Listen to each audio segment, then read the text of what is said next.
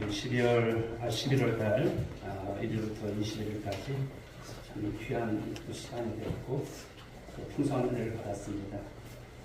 여러분들이 유튜브라든지 또 이 현장에 오셔서 받은 은혜들이 크실 것입니다. 단일 기도 동안 통해서 깨달은 것은 단 하나입니다. 하나님은 살아계시다고 합니다. 할렐루야. 하나님은 살아계십니다. 우리 옆에 분들과 한번 인사 나눴으면 좋겠습니다. 하나님은 살아계십니다. 하나님은 살아계십니다. 정말 살아계십니다. 정말 살아계십니다. 하나님은 정말 살아계시고요. 이 시간도 함께 하신 속에서 여러분 속에 여러분들 역사하시고 인도하실 것을 믿습니다. 오늘 주신 본문의 말씀은 이제 그리스도를 담대히 드러내라고 하는 말씀으로 함께 은혜를 나누고자 합니다. 우리가 드러낸다는 것, 나를 드러낸다는 것. 물론 세상 속에서 삶 살아갈 때 그것이 잘난 척이 되는 것은 아닐까. 그렇죠. 나의 자랑이 되는 것은 아닐까. 그런 생각이 들어요. 그러다 보니까 우리가 예수를 믿지만 정작 드러내는 일에 있어서 과연 우리는 어떠한가. 나의 자랑이고 나의 사랑이고 나의 전부가 되시는 그분이신데 나는 얼마만큼 그분을 드러내고 있을까. 사랑하는 여러분, 오늘 이 시간을 통해서 은혜 받고 정말 우리 주님 앞에서 정말 그리스도를 담대하게 증거하며 드러낼 수 있는 우리 성도들이 될 수 있길 죄를 축복합니다. 오늘 말씀은 이제 초대교회 이 베드로와 요한 사도들이죠. 그들이 어떻게 예수 그리스도를 증거하는지 좋을 때만이 아닙니다. 힘들고 어려워도 그들은 목숨을 내놓고 증거했다라고 하는 것을 말씀하고 있어요. 그렇습니다. 형편 처지가 문제가 아니죠. 우리의 상황이 문제가 아닙니다. 건강할 때나 건강하지 않을 때가 문제가 되지 않습니다. 나의 자랑이시고 나를 살리신 그분을 생각하면 내가 얼마나 존귀한 자인가. 나를 살리시기 위해서 나에게 생명 주신 그분을 여러분 오늘도 다시 한번 생각하면서 주님 내가 그렇게 살겠나이다 라고 하는 말씀의 결론을 또 갖는 우리 이 시간 될 수 있길 바랍니다. 자, 우리 사도행전 3장의 말씀을 보게 되면 걷지 못했던 사람이 일어나는 정말 기적이 일어나지 않습니까? 나면서부터 걷지 못했던 사람이에요. 걷는 것이 얼마나 소원이었을까요? 그냥 누군가에 의해서 거기에 오게 되고 거기서 그냥 구걸하며 살아갔던 그가 그러나 누구를 만남으로 예수 그리스도를 만남으로 일어나 걷게 되었다고 하는 겁니다. 그 당시 여러분 그 사회 속에 이것은 굉장히 큰 어떤 파장을 일으키는 사건이었습니다. 그런데 늘 좋은 일에 있어서도 시기하고 질투하는 사람들이 있잖아요. 그런 악한 세력들이 있잖아요. 오늘 말씀을 보니까 그런 세력들이 있어요. 누굽니까? 당시에 기득권층이었던 종교 지도자들은 그것이 밝아오지 않았어요. 그리고 자기들이 이제 처해져 있는 그런 모습 속에서 위기의식을 느끼는 거예요. 인기가 이제 그들에게 이제 쏠리는 거죠. 오늘 십자가에 죽은 예수가 다시 살아났다고 하는 이 메시지가 막 들려오는 거예요. 막 전해지는 거예요. 그러니 여러분 이런 소리가 오늘 기득권층이었던 이 종교 지도자들의 그 귀에 영 거슬리는 것이 아니었습니다. 그런 가운데서 오늘 본문 2절과 3절 말씀을 보면 베드로와 요한 사도를 잡아들인다는 것이 있죠. 그런데 오늘 지금 언급되었던 이 종교 지도자들 여러분 누굴까요? 새로 여러분 이제 나타난 사람들일까요? 아닙니다. 바로 예수님을 실제로 십자가에 바로 매달아 죽게 했던 실세들이에요. 예수의 부활을 이야기하는 제자들 역시도 미운털이 같은 것이죠. 그래서 그들까지도 제거하려고 합니다. 그리고 6절과 7절의 말씀을 보게 되면 사도들에게 죄를 뒤집어 씌우려고 그래서 그들을 제거하려고 하는 그 음모가 있음을 볼 수가 있어요. 그러나 여러분 오늘 사도 베드로는 어떻습니까? 이에 대해서 주눅들지 않아요. 그 살아계신 바로 자신의 고백이고 자신의 주였던 예수 그리스도를 강하게 오늘 증거하고 있다라고 하는 것이죠. 사도행전 4장 8절부터 11절의 말씀을 쭉 보십시오.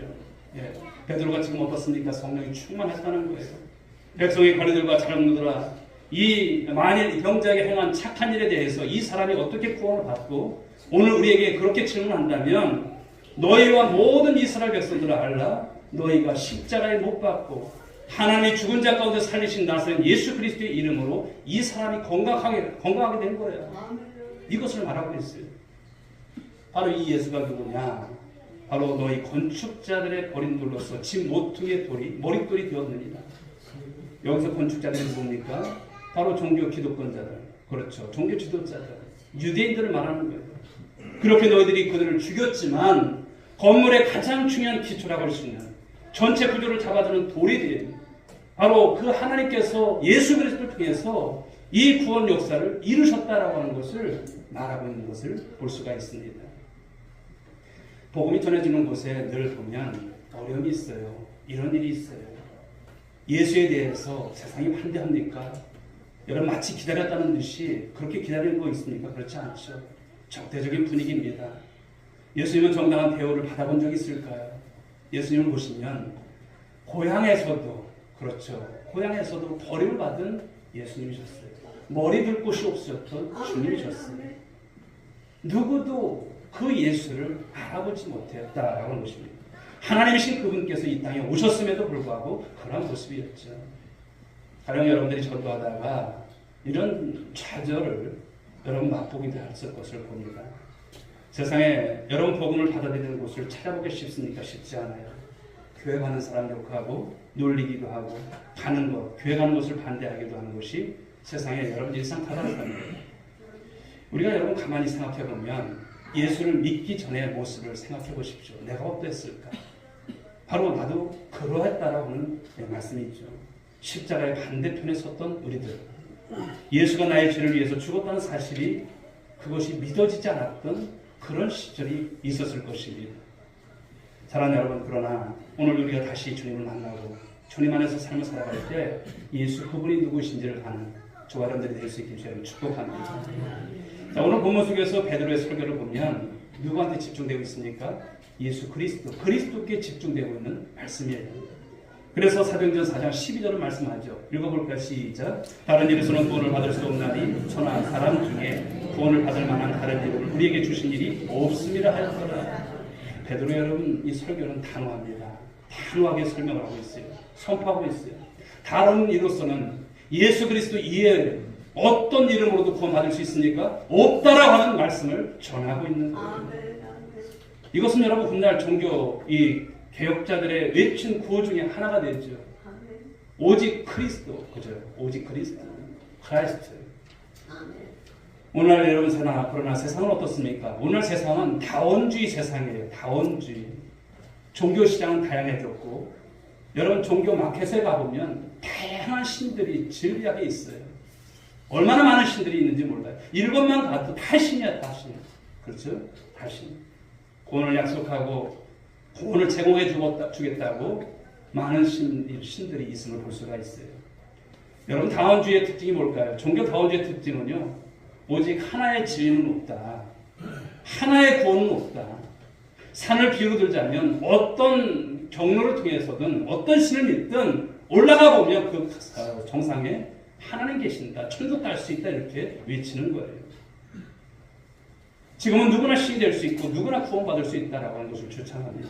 내가 좋고 내가 옳다고 여기면 곧 그것이 진리가 되는 세상을 말하죠.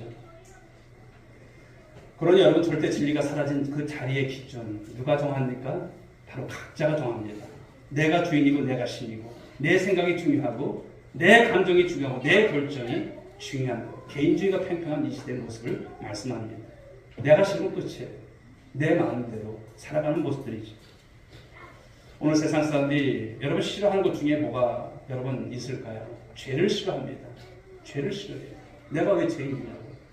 그러나 생각해보면 여러분 예수님께서 왜 죽으셨습니까? 죄 때문에 죽으신 거예요. 누구 죄 때문에? 우리 온 인류 나의 죄를 위해서 그 주님께서 그것을 갚아주시기 위해서 죽으셨다고 하는 사실이죠. 죄를 싫어하는 여러분 인간들의 모습은 무엇입니까? 자아를 부풀리고 과장하기 위해서 애를 씁니다. 그런데 정작 그 안에 들어가 보면 모든 사람들의 자아를 보면 병들어 있어요. 사실 그 실상을 모르고 살아가는 것이죠. 하나님을 놓친 인간, 자아가 상실된 상태를 말씀하고 있습니다. 사랑하는 성도 여러분, 이런 속에서 오늘 주시는 말씀은 너무나도 힘이 되는 말씀입니다. 오늘 이 말씀 속에서 보는 것이 무엇일까요? 인간 스스로 구원에 이를 수 있는 길이 있다고 말합니까? 없다라고 말씀을 하고 있습니다. 하나님이 예수를 통해서 구원의 길을 열어주신 줄 믿으시기 바랍니다. 그러므로 우리는 그 예수가 전부가 되셔야 됩니다. 그 예수가 우리에 있어서 생명 되시고 우리가 천국 가는 여러분 이 통로가 됨을 늘 믿고 고백하고 예수를 붙잡고 예수를 전하는 우리 성도들이 될 수 있길 주님 축복합니다. 요한복음 14장 6절은 말씀하지요.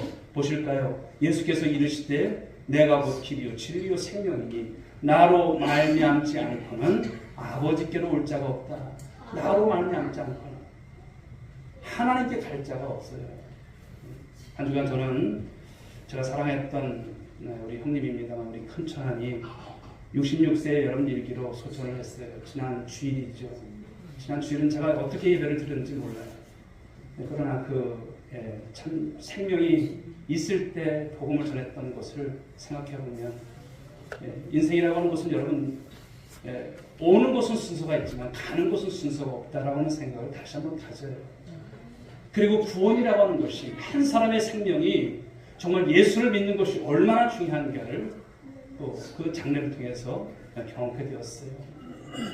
중환자실에 있을 때 형님한테 말했죠. 형님, 예수님이 누구신지 아십니까? 예수님이 형님을 위해서 죽으신 분이심을 믿습니까? 그렇다고 말하더라고요. 그럼 아멘 하세요. 아멘 그러더라고요. 달리 여러분 말할 것이 없지 않습니까? 그러면서 복음에 대해서 쭉 설명을 하고 그분께서 형님을 위해서 이런 일을 행하셨다. 가는 곳은 순서가 없지만 먼저 가셔서 그곳에서 영생 목락하는 하나님 나라에서의 정말 그 안식을 꼭 누리시라고 그렇게 말씀을 드렸어요. 여러분 한 생명이 얼마나 귀한지를 저와 여러분들이 다시 한번 알 수 있기를 바랍니다. 할렐루야. 정말 귀한 것입니다. 여러분 가족 중에 믿지 않는 우리 가족들이 있다면 가장 급한 거예요. 다른 것보다 급한 것이 한 생명이 예수를 믿느냐 안 믿느냐. 이거 너무나 중요한 거예요. 그러므로 여러분 이 예수를 증거하는 일은 여러분 우리가 정말 우리가 그 어떤 일보다 우선하는 일이 되어 줄 믿습니다. 복음이라고 하는 것은 선명합니다. 예수 안에 무엇이 있습니까? 예수 안에 생명이 있음을 믿으시기 바랍니다. 예수님만이 우리의 영원한 생명을 주실 수 있는 거예요. 할렐루야. 이것은 생명의 문제입니다. 여러분 구원이라고 하는 것 이것은 취향과 기호의 문제가 아니에요. 타협할 수 있는 문제가 아니에요. 탁상 공무원이 어떤 것이 될 수 없는 것입니다. 이 구원이라고 하는 것은 모여서 의논하고 결정할 문제도 아님을 말씀하는 것이죠. 그런 면에서 볼 때 복음이라고 하는 것은 참 배타적이에요. 세상 사람들이 볼 때 배타적이에요. 사람들이 싫어하기 때문에 오직 예수로만 구원을 받는다는 것을 우회적으로 표현해서 복음의 진리를 애매하게 만들어 버리는데 이건 분명 잘못된 것입니다. 복음이라고 하는 것은 좀 상투적이고 어떻게 보면 원색적일 수 있지만 우리가 여러분 그것을 전해야 하는 것입니다. 아멘. 괜히 지성적으로 포장해서 감동을 주려고 애쓸 필요가 없어요. 예수 믿으면 천국이고 예수 믿지 않으면 지옥이다. 분명한 것은 여러분 중요한 것은 이것입니다. 구원이라고 하는 것은 오직 예수로만 가능한 줄 믿으시기 바랍니다. 성경을 읽어보면 복음은 또 어떻습니까? 하나의 관점이나 어떤 견해가 아니에요. 여러분 복음은 진리인 줄 믿으시기 바랍니다. 상대적 진리가 아니에요. 창세기부터 요한계시록까지 쭉 보십시오. 하나님께서 우리에게 말씀하신 그 구원의 길은 절대 진리를 말씀하고 있습니다. 사랑하는 여러분 오직 예수님만이 길이 되심을 믿고 고백하는 여러분들 될 수 있기 바랍니다. 오늘 베드로와 요한을 보십시오. 담대합니다. 당대의 기라성 같은 이 종교 지도자들 앞에서 그들은 주눅들지 않아요. 담대합니다. 누구에 대해서 이야기합니까? 예수 그리스도에 대해서 이야기합니다. 사도행전 4장 13절 말씀을 보십시오. 읽어봅니다. 그들이 베드로와 요한이 담대하게 말함을 보고 그들을 본래 학문 없는 범인으로 알았다가 이상히 여기며 또 전에 예수와 함께 있던 줄도 알고 배우지 못한 무식한 자들인 줄 알았던 그들에게서 흘러나오는 그 진리의 말씀 엄청난 것입니다. 하나님은 베드로와 같은 학문 없는 사람들을 사용하셔서 그 시대의 지성인이라고 할 수 있는 자처하는 사람들을 한마디로 깜짝 못하게 만들었다고 하는 말씀이죠. 고린도전서 1장 27절부터 29절의 말씀을 보면 하나님은 어떤 사람을 여러분 사용하신지 말씀하십니다. 읽어보겠습니다. 그러나 하나님께서 세상에 미련한 것들을 택하사 지혜 있는 자들을 부끄럽게 하려 하시고 세상에 약한 것들을 택하사 강한 것들을 부끄럽게 하려 하시며 하나님께서 세상에 천한 것들과 멸시받는 것들과 없는 것들을 택하사 있는 것들을 패하려 하시나니 이는 아무 육체도 하나님 앞에서 자랑하지 못하게 하려 하십니다. 아멘. 이 말씀 그대로예요. 하나님 앞에서 우리가 세상에 여러분 그 어떤 명함도 여러분 중요한 것이 아니에요. 주님께서 누구를 사용하신지를 말씀하고 있습니다. 베드로를 보시면 베드로는 여러분 구약의 말씀을 인용한 것을 많이 봐요. 유엘서라든지 시편 말씀들을 인용해서 설교 가운데서 전했습니다. 말씀을 인용했다는 것을 보면 참 놀라운 것이에요. 여러분들이 스마트폰에 보게 되면 이제 대부분 성경 어플들을 갈아놓으셔서 금방 찾아가요. 검색을 하고 어떤 생각이 안 나는 구절도 쳐놓으면 여러분 몇 장 몇 절에 그 말씀이 있다는 것을 우리가 볼 수가 있어요.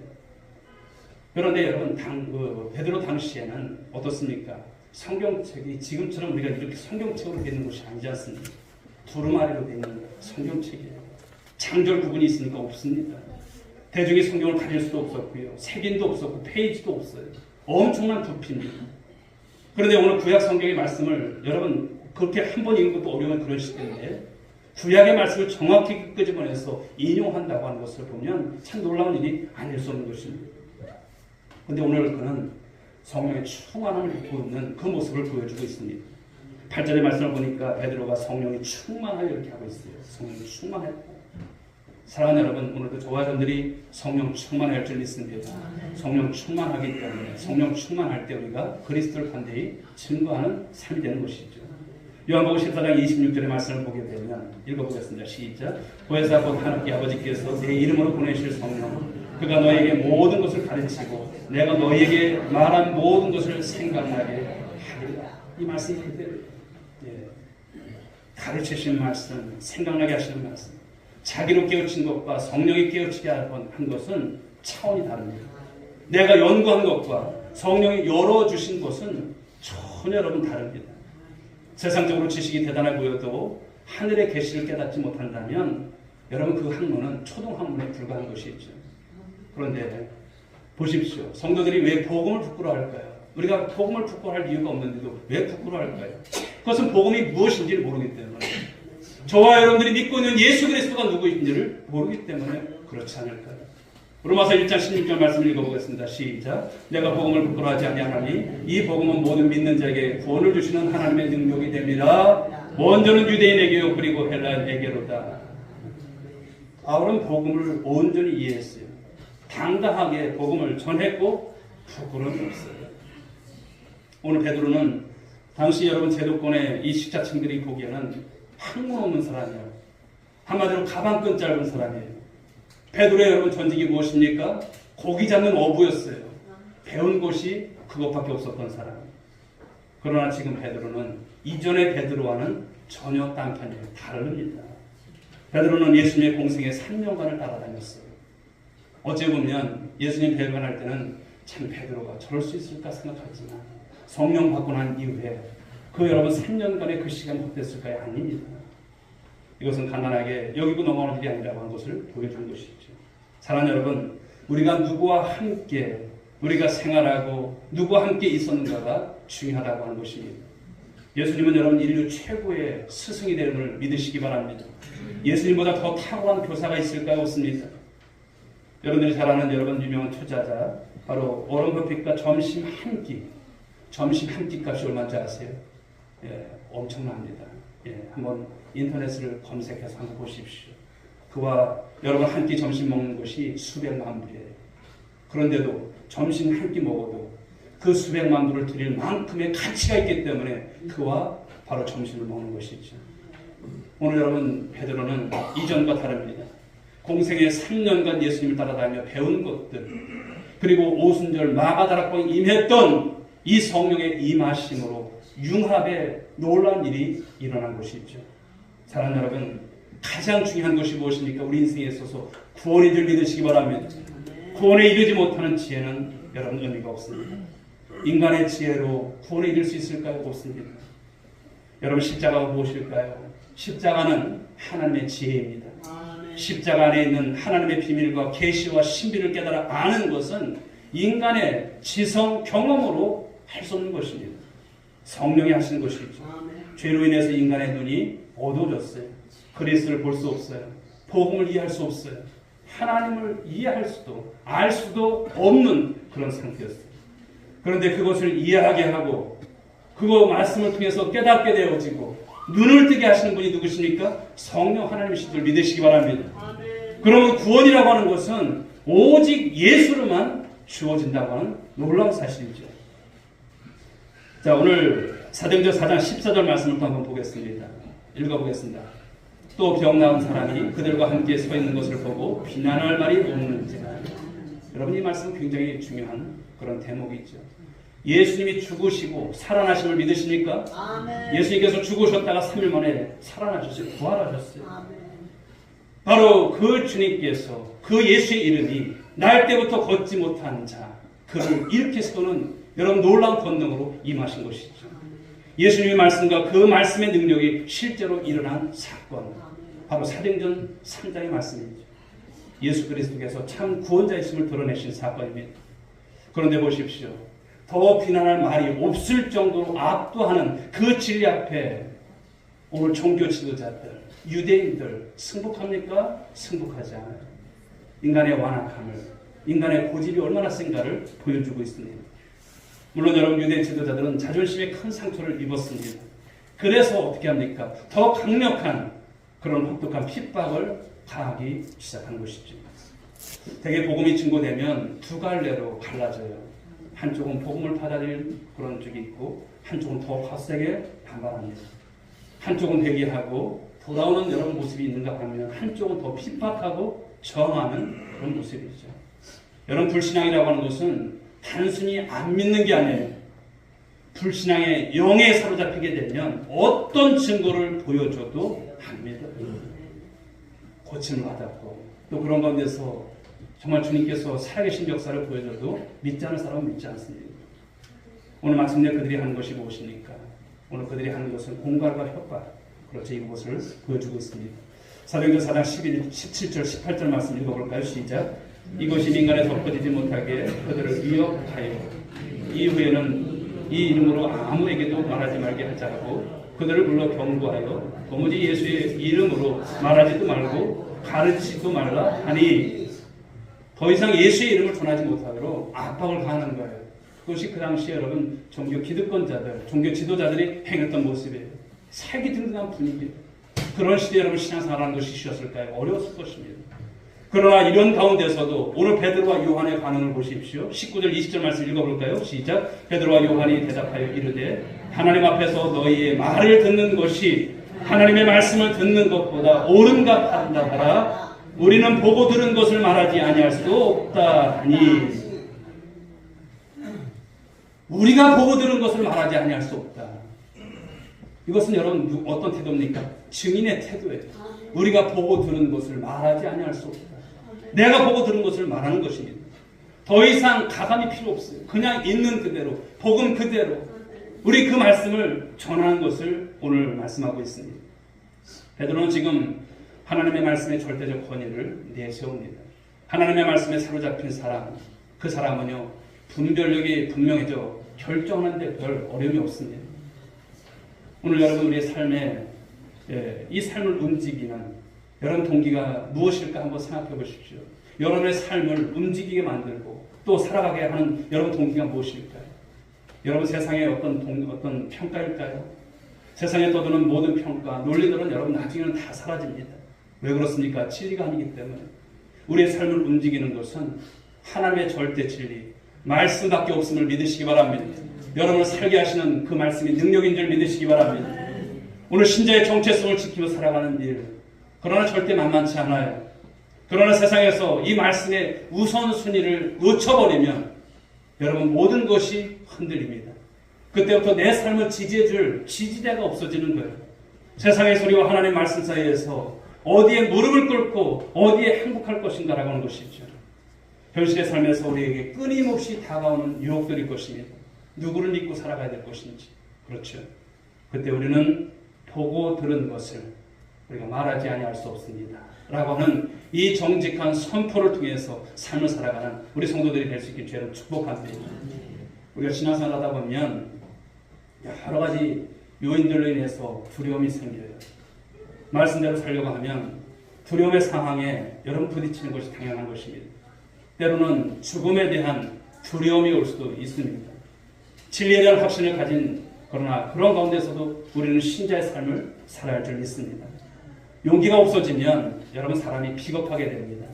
매 순간 별거 아닌 것들에 자존심을 내던져요. 진리로 선명하게 우리가 붙잡혀 있지 않으면 사람들은 항상 상황 논리에 빠지게 됩니다. 타협하게 되고 상황에 따라서 예수님도 어제 믿었던 예수님도 그냥 버리는 그런 모습들인 것이죠. 배신자가 되는 것입니다. 여러분 베드로가 이전에 어떻게 살았습니까? 그렇게 살았어요. 배신자였어요. 그러나 이제는 베드로에게 있어서 오늘 말씀 속에서 두려움이 있는 모습이 있습니까? 전혀 없어요. 죽으면 죽으리다. 그 각오를 가지고 있는 베드로입니다. 여러분 두려움이 사라지면 다른 사람이 되는 거예요. 우리가 신앙생활하면서 해결해야 할 문제 중에 하나가 뭘까요? 두려움이에요. 두려움을 이기지 못하면 우리 신자답게 살 수 없어요. 세상은 우리가 신자로 살아가도록 여러분들을 여러분 그냥 귀하게만 봅니까? 아니죠. 내버려 두지 않습니다. 두려움은 두려움과 싸워서 여러분 우리가 극복할 수 있는 것이 아닙니다.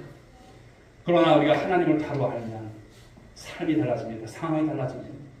그때는 여러분 하나님만 두려워지는 거예요. 세상이 두려운 것이 아니에요. 그러나 하나님만을 두려워하지 않으면 세상의 모든 것들이 여러분들을 두렵게 하는 것이죠. 세상의 모든 것들이 때로 달려들 것입니다. 우리가 하나님을 바로 알면 그 두려움으로부터 하나님께서 주시는 자유함이 있음을 믿으시기 바랍니다. 아멘. 두려움은 하나님과의 관계의 문제지 사람이나 상황, 여건의 문제가 아닙니다.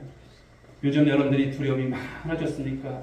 살아가는 것이 여러분 팍팍하고 녹록지 않아서 두려움이 많습니까? 그렇다면 상황의 문제가 아니에요. 하나님의 말씀, 하나님과 하나님께서 주신 말씀으로부터 내가 멀어져 있는 모습은 아닌지 이것이 바로미터인 것입니다. 마태복음 10장 28절 말씀을 보실까요? 읽어봅니다. 시작. 몸은 죽여도 영혼은 능히 죽이지 못하는 자들을 두려워하지 말고 오직 몸과 영혼을 능히 지옥에 멸하실 수 있는 일을 두려워하라. 하나님만 두려워하라고 하시는 말씀이에요. 하나님만 두려워하라. 우리가 예수 믿는 것을 조용히 은밀하게 숨기고 있다면 여러분 문제가 안 될 수 있습니다. 그런데 내가 예수를 믿는다는 것을 드러내고 다른 사람에게 전하려고 하면 강한 저항이 여러분 옵니다. 시끄러워집니다. 조용히 믿으면 문제되지 않아요. 있는 듯 없는 듯 그렇게 믿을 수도 있잖아요. 그러나 복음의 특성상 예수를 조용히 비밀리에 믿을 수 있을까요? 없습니다. 믿음은 드러나야 할 줄 믿습니다. 아멘. 하나님께서 여러분에게 생명 주셔서 주신 그 믿음은 드러나셔야 되는 거예요. 아멘. 여러분이 어떤 상황 속에서 어떤 처지 속에서 세상의 어떤 여러분 모습 속에서 살아간다 할지라도 그 믿음은 드러나셔야 되는 거예요. 아멘. 오늘 말씀처럼 보고 들은 것을 말하지 아니할 수 없습니다. 라고는 이 고백인 것이죠. 오늘 오순절 성령은 사람들의 혀를 통제했어요. 성령이 말하게 하심을 따라 그들은 말합니다. 복음이 들어가면 우리 안에 신앙이 드러날 수밖에 없어요. 드러나면 당연히 여러분 저항에 부딪히는 거예요. 내가 믿음 생활을 제대로 하려고 하기만 하면 주변 사람들이 난리가 나죠. 달려들고 욕을 하고 조롱하고 박해를 갑니다. 직장에서도 내가 예수를 제대로 믿는다고 하는 것을 공포하면 사람들이 왠지 여러분 정말 어떤 그런 정말 어려움을 주고 또 그런 가운데서 때로 달려드는 그런 모습을 볼 수가 있습니다. 그러나 그 상황에 밀리지 않는 여러분들 될 수 있기를 주 여러분 축복합니다. 아멘. 복음의 진전을 가지시는 여러분들 되셔야 돼요. 아멘. 어제와 오늘의 모습이 달라져야 되는 것이죠. 그러므로 우리가 확인해야 할 것은요. 내가 가지고 있는 복음, 나를 살리신 그 복음에 대한 확신이 오늘 저와 여러분 가운데 있는가 없는가입니다. 단순히 이론적인 지식만으로는 우리가 버틸 수 없어요. 가짜 믿음으로는 여러분들의 신앙 이겨낼 수 없습니다. 우리의 신앙이 진짜인지 아닌지 반대에 부딪혔을 때 여러분들이 가령 삶 속에서 그 상황 속에서 부딪혔을 때 여러분의 태도가 어떠한지를 보면 분명히 알 수 있는 것입니다. 아멘. 2000년 동안 어떤 핍박으로도 이 증인들의 입술을 막았습니까? 막을 수가 없었어요. 지금 여기까지 이 복음이 온 것을 보면 수많은 사람들이 생명 바쳐서 정말 목숨 바쳐서 여러분 이 복음을 사토한 줄 믿으시기 바랍니다. 아멘. 오늘 베드로도 다른 사도들도 다 무엇입니까? 모두 목숨을 내놓고 복음을 증거했습니다. 자신들이 믿는 이 진리를 위해서 죽을 준비가 그들은 되어 있었습니다. 그 힘은 우리 안에서 자생적으로 생겨나는 것이 아니에요. 우리 안에 계신 그리스도로 인하여 가능한 줄 믿습니다. 우리가 믿는 예수 위에 구원을 얻을 다른 이름을 주신 적이 있습니까? 성경은 분명 우리에게 단연코 말씀합니다. 없다라고 말씀을 하시는 거예요. 우리가 사는 이 시대 여러분 보면 혼란으로 가득한 세상입니다. 하나님에 대한 반역적 문화가 대세를 이루고 있는 세상입니다. 세상은 현실에 타협하라고 적당히 믿으라고 계속 우리를 유혹하고 있습니다. 그러니 여러분 많은 사람들이 배교자들이 발생을 했습니다. 코로나로 인해서 많은 사람들이 교회를 떠났습니다. 농어촌교회 여러분 현실은 더 우리가 어려운 것을 볼 수가 있습니다. 사랑하는 여러분 이런 시대 속에서 오늘 우리들은 말씀을 통해서 우리의 믿음을 점검하는 그런 시간이 되었으면 합니다. 우리의 믿음 어떨까요? 나는 언제나 복음편에 예수의 편에 설 용기가 있는가? 이 용기가 있는가? 이 믿음이 있는가? 세상에 무릎 꿇지 않고 이 구원의 복음을 담대히 전할 수 있는 그 믿음 배짱이 있는가라고 하는 것입니다. 내가 믿고 있는 이 진리에 저와 여러분들이 생명을 걸 수만 있다면 그것보다 더 복된 것은 없는 줄 믿으시기 바랍니다. 이 삶을 살아냅시다. 한 해가 이렇게 저물어가고 있습니다. 나는 과연 어떠한가? 그저 편하게 예수 믿는 모습은 아닌지 주님께서 강단을 통해서 주시는 말씀들을 내가 약화시키고 있는 것은 아닌지 그냥 내가 반뚝 잘라버리고 그것 가지고 하둥바둥하면서 살아가는 모습은 아닌지 오늘 이 말씀이 부담되십니까? 예수로 인한 삶이 여러분 얼마나 귀한 것인지를 알고 살아가는 저와 여러분들이 오늘도 이 복음 진리를 증거하는 일에 있어서 이 생명을 걸 수 있는 우리 성도들 될 수 있길 주님 축복합니다. 여러분 구원은 오직 주께로부터 오늘 믿으시기 바랍니다. 그러므로 불신앙의 세상 속에서 이 그리스도를 담대히 드러내며 삶을 살아가는 우리의 이 고백, 우리의 이 결단 이제 세상으로 나가서 증거가 되는 우리 귀한 성도들 될 수 있기를 주님의 이름으로 축복합니다. 기도하겠습니다. 하나님 아버지 감사합니다. 모두 사도행전 말씀 이 말씀을 붙잡습니다. 하나님 그리스도를 담대히 드러내는 우리 온누리교회 모든 성도들 될 수 있도록 도와주옵소서. 가짜 믿음, 연약해진 믿음, 용기 없는 배짱 없는 그런 믿음이 아니라 날 살리시는 예수 그리스도, 나의 구주가 되시는 예수 그리스도 담대히 증거함으로 나도 살고 나의 가족들도 살고 나의 이웃들도 살리는 이 일에 쓰임받는 성령 충만한 성도들 모두가 되게 하옵소서. 함께 하실 줄 믿사옵고 예수님의 이름으로 기도 올리옵나이다. 아멘.